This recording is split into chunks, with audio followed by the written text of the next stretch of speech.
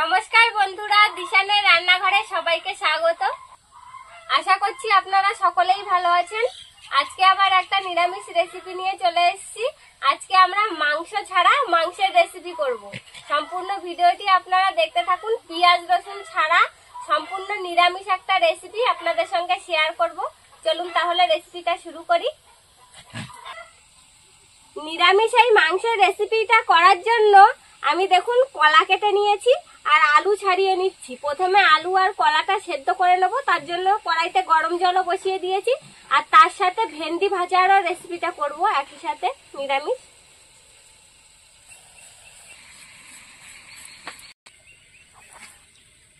আলুগুলো একটু ছোট করে কেটে নিলাম, তাহলে তাড়াতাড়ি সেদ্ধ হয়ে যাবে। এইবার এই জলের মধ্যে ধুয়ে আর গরম জলের মধ্যে দিয়ে দেবো সেদ্ধ করার জন্য কলা আর আলু।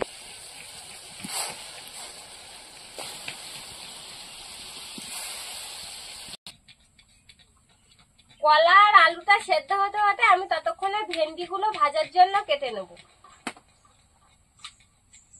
দেখুন অরিও আজকে আমাদের রান্নাঘরে চলে এসেছে, বসে আছে চুপ করে।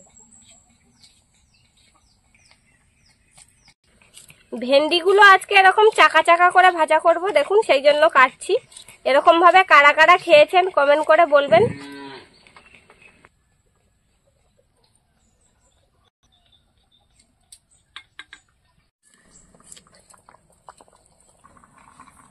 বন্ধুরা কলাগুলো সেদ্ধ হয়ে গিয়েছে, সেই জন্য কলাগুলো নামিয়ে নেব। কলা সেদ্ধ হতে তো বেশি সময় লাগে না, সেই জন্য সেদ্ধ হয়ে গিয়েছে। আলুগুলো আর একটু সময় সেদ্ধ করে নেব, ততক্ষণে কলাগুলো ঠান্ডা হতে লাগবে। আলুটা সেদ্ধ হতে হতে আমি চিকেন কারি বানানোর জন্য টমেটো, ধনেপাতা, কাঁচা লঙ্কা এগুলো সবকিছু কেটে নেব।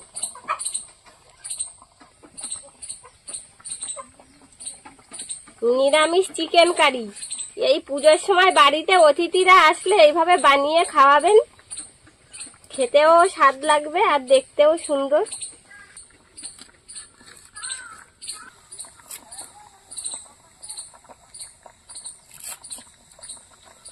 আলুগুলো সেদ্ধ হয়ে গিয়েছে, এবার আলুগুলোও নামিয়ে নেব।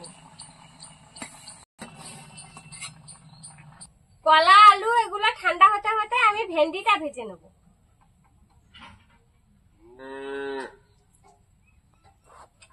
তেলে কয়েকটা শুকনো লঙ্কা কেটে দিলাম।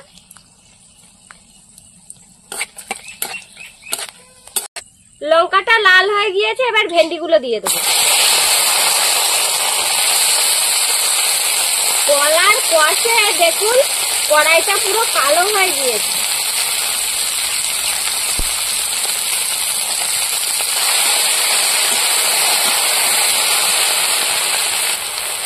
লবণ আর হলুদ, যেহেতু নিরামিষ ভাজা করবো সেই জন্য আর কিছু দেবো না। লবণ আর হলুদ দিয়ে আর এই যে লঙ্কা দিয়েছি, এবার ভালো করে নেড়ে চেড়ে ভেন্ডিটা ভেজে নেব।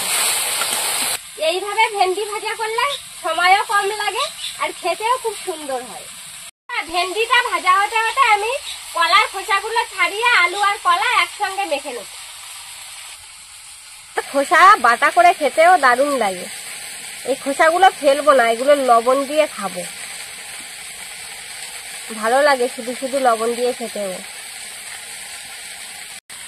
কলার খোসা ছাড়িয়ে নিয়েছি, এবার আলু আর কলা একসঙ্গে মেখে নেব ভালো করে, যেন দানা দানা না থাকে।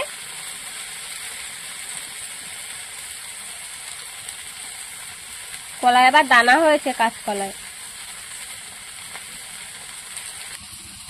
মাখাতে মাখাতে মাঝে মধ্যে একটু ঢেঁড়স তুলে নেড়ে দেবো, না হলে পুড়ে যাবে, নিচে লেগে যাবে।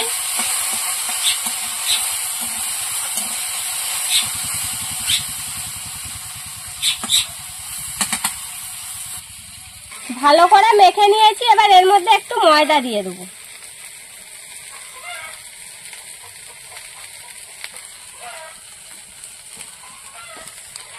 লবণ, হলুদ, লঙ্কার গুঁড়ো, রঙের জন্য একটু কাশ্মীরি লঙ্কার গুঁড়ো দিয়ে দেবো,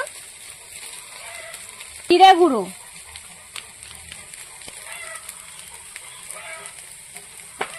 এবার একটু ধনে গুঁড়ো দিয়ে দেবো।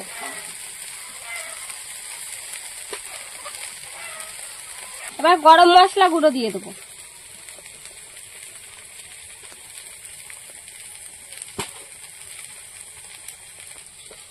একটু সামান্য চিনি দিয়ে দেবো, দিয়ে এবার একসঙ্গে ভালো করে মিশিয়ে নেবো সবকিছু।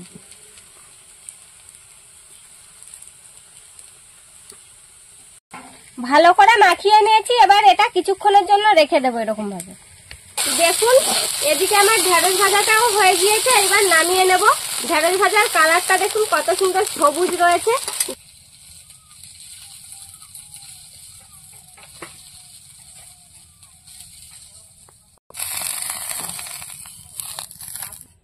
দেখুন কিছুক্ষণ রেখে দেওয়ার পরে আবার একটু ভালো করে মেখে নিচ্ছি। দেখুন ঘুগনি খাওয়ার চামচ কিনে এনেছিলাম, এইগুলো দিয়ে আজকে চিকেনটা বানাবো। আপনারা আইসক্রিমের কাঠি দিয়েও বানাতে পারেন, আমি আজকে এই চামচ দিয়ে বানাবো।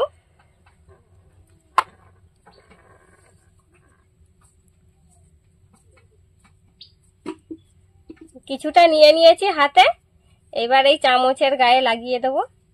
এই চামচটার মাথাটা দেখুন একটু মোটা মতন, তো মাথার দিকটা মোটা করব, আর এই যে এই দিকটা সরু হবে। পুরো কাঠিটার গায়ে ভালো করে লাগিয়ে নেব। এই যে দেখুন বানিয়ে নিয়েছি একটা, পুরো চিকেন লেগ পিসের মতন দেখাচ্ছে। এরকম ভাবে সব লেগ পিস গুলো বানিয়ে নেব। আপনারা যারা যেমন পছন্দ করেন তেমন শেপ দিতে পারেন, আমি এরকম ভাবে শেপ দিয়ে নিচ্ছি। আবার একটা বানিয়ে নিচ্ছি।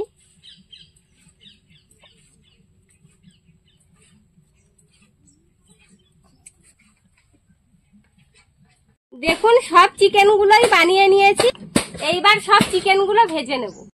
চিকেন গুলো ভাজা করার জন্য কড়াইতে তেল দিয়ে দেবো।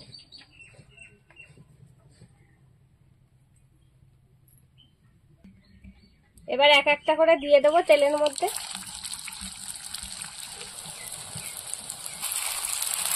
দেখুন কত সুন্দর কালার হয়েছে, একটি উল্টে দিয়েছি, এরকম ভাবে লাল লাল করে ভেজে নেব।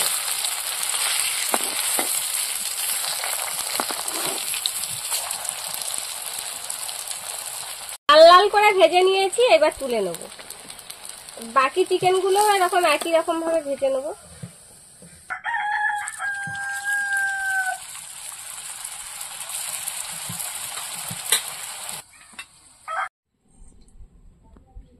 সব চিকেন লেগ পিস গুলা ভেজে নিয়েছি, এবার কড়াইতে গোটা শুকনো লঙ্কা দিয়ে দেব, গোটা জিরে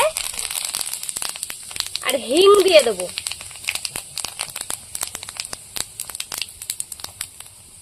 টমেটো,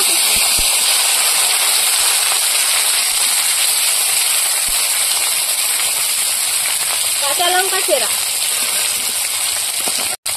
এবার এর মধ্যে কেটে রাখা ধনে পাতা কিছুটা দিয়ে দেব।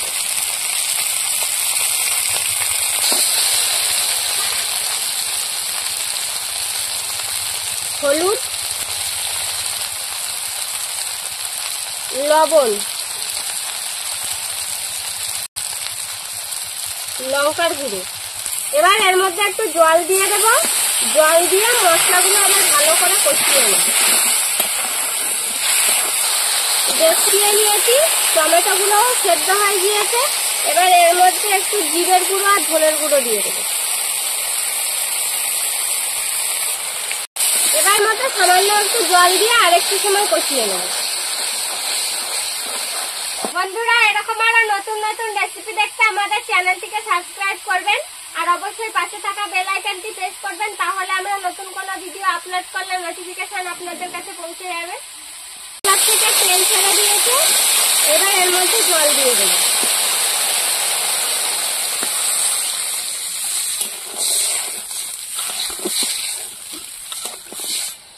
ঝোলটা ফুটে উঠেছে, এবার এর মধ্যে লেগ পিস গুলো দিয়ে দেবো। ভাজার পরে এত সুন্দর দেখাচ্ছে।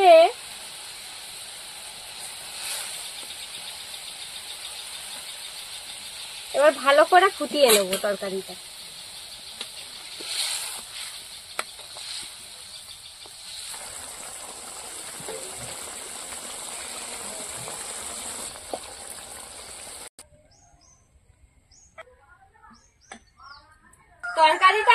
গেছে, এবার ধনেপাতা কুচি দিয়ে দেবো উপর থেকে।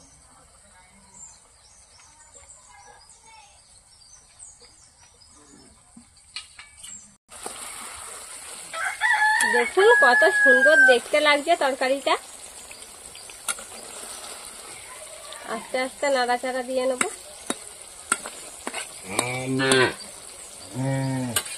এবার গরম মশলা দিয়ে দেবো। আপনারাও এইভাবে তৈরি করে খেয়ে দেখবেন, যা দারুণ লাগবে না খেতে। হয়ে গিয়েছে তরকারি, এবার নামিয়ে নেব।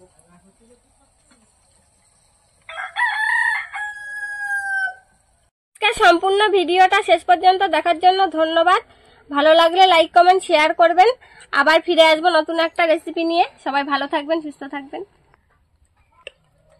দেখুন একদম চিকেন কষার মতন দেখাচ্ছে। আপনারা কি দেখে বুঝতে পারছেন যে এটা অন্য কিছু? কি দারুণ দেখতে লাগছে। অবশ্যই বন্ধুরা একবার বাড়িতে তৈরি করে খেয়ে দেখবেন আর কমেন্ট করে বলবেন আমাদেরকে যে কেমন লেগেছে খেতে।